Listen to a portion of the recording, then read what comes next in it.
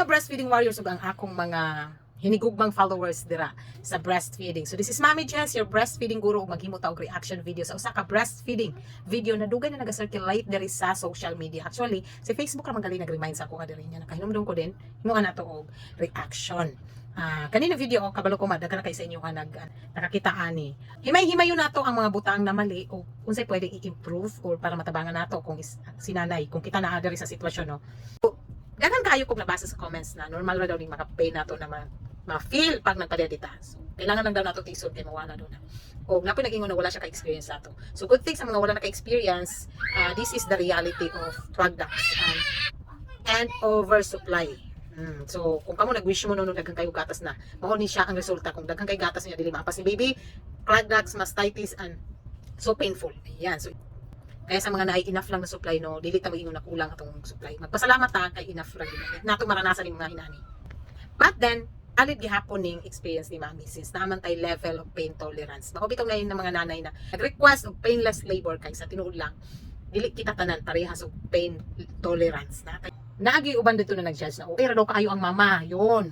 Diri ang nakita nako na mali una. Lagi nating tandaan na sa breastfeeding, pag may sakit, may mali. So, dapat i-correct.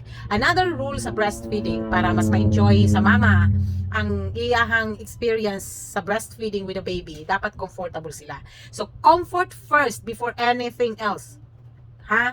So, dili pwede ani. Sa video, nakita ninyo na ang mama, nagtindog pa lang, gitahatag na ang bata. That is a no-no. Pwedeng mahulog ang bata. Labaw, nag-inani na sitwasyon. Sakit kaayo ang iyahang latch. So, disgrasya ang padulngan ana. So dapat ipalingkod si mami o di kaya naman mag side lying sila.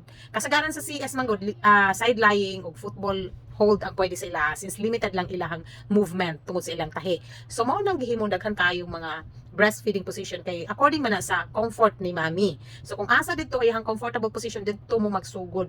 Ha? Dili kay dito tindog ra. So wrong na kay tadaan. Nakita pud nako na engorge kay si mami. I'm sure pila siya kaadlaw ato na engorge kayo. Nag-drug ducts na siya.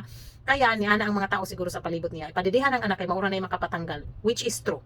So ang anak ra gyud, ang paglatch ra gyud sa baby ang makapatanggal anang engorgement o clot ducts no bisag unsaon pa na natong masahi no. So ilahang latch para makuhaan gyud dili pump. So dili pump kay mosamot.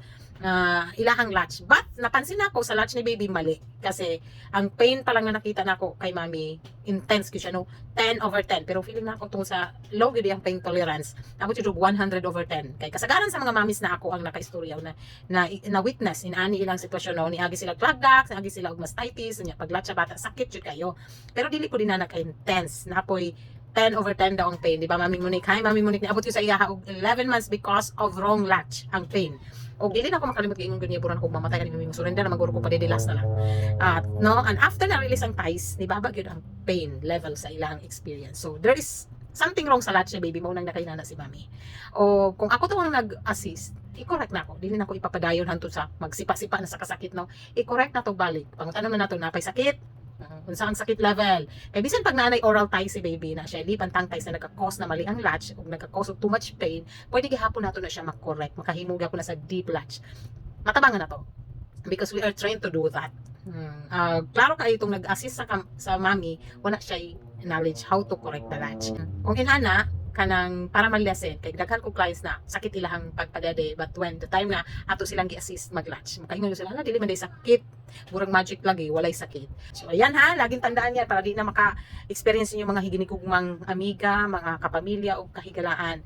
Dili na nila ni ma-experience kay it's preventable.